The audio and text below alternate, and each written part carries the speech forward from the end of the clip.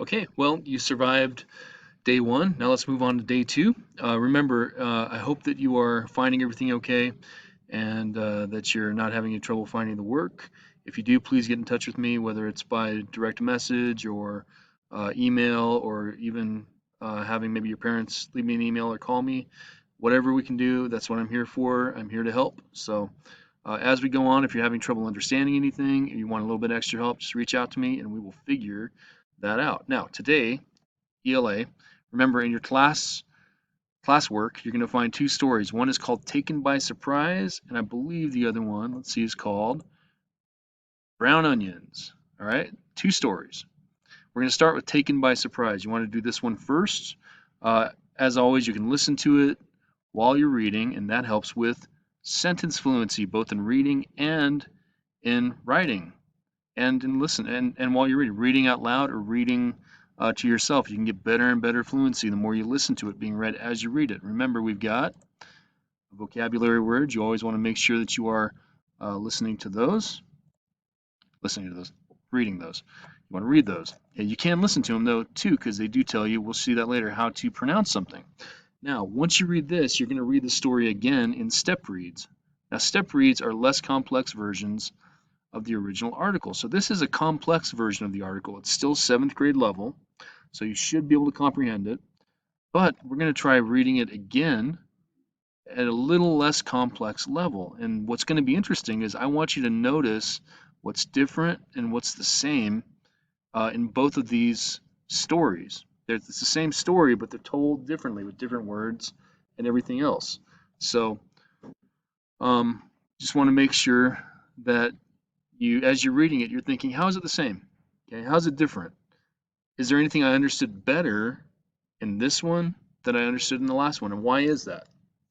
How did the wording help me understand it? So that's just something I want you to notice as you read it, okay? Uh, then make sure you go to the question set and make sure you show me that you read it and you understand it, all right?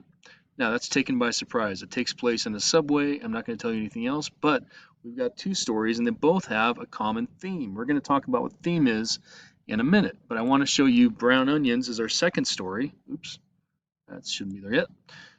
Then we go down, and you remember the exact same thing. You listen to it, you read it, and if you get into anything that you don't know what it is, try to use context clues. How is that word being used in a sentence? But the ones that are in blue are obvious vocabulary words. So let's see this word. I'm not even sure how to pronounce this word. I know how to pronounce the first part of this word. Okay.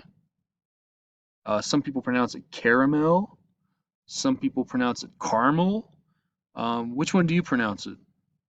Which way do you do it? Uh, I'm not going to take a side either way.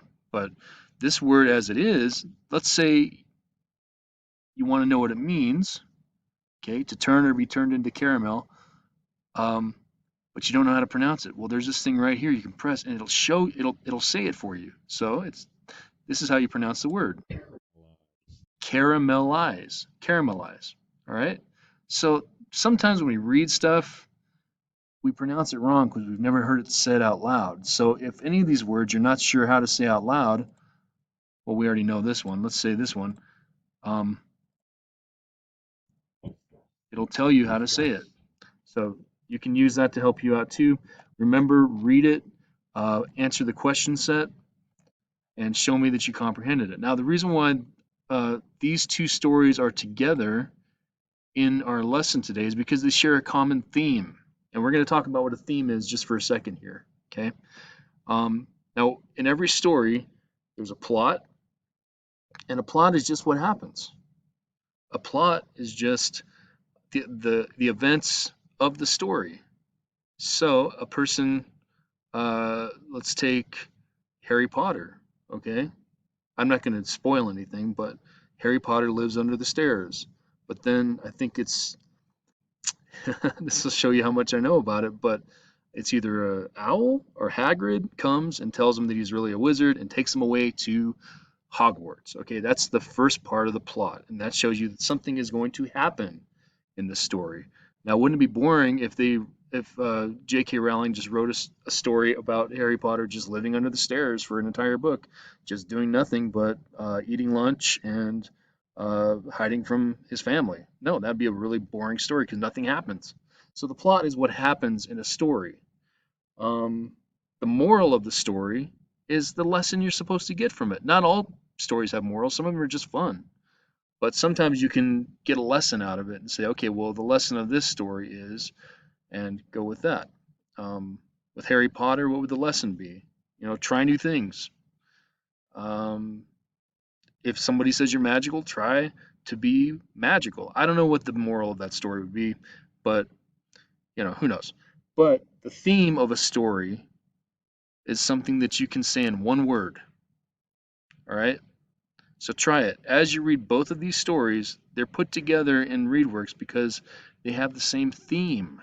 Now, I'm not going to tell you what the theme is. I want you to read it and see if you can come up with one word um, to describe both stories.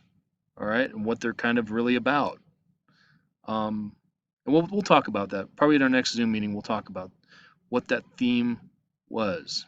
All right, so just be thinking about it, and we'll talk more about it later. But anyway, enjoy these two stories. They're very good stories. They're both about people who changed their mind about something. All right, I'll say that much. All right, okay. Talk to you later.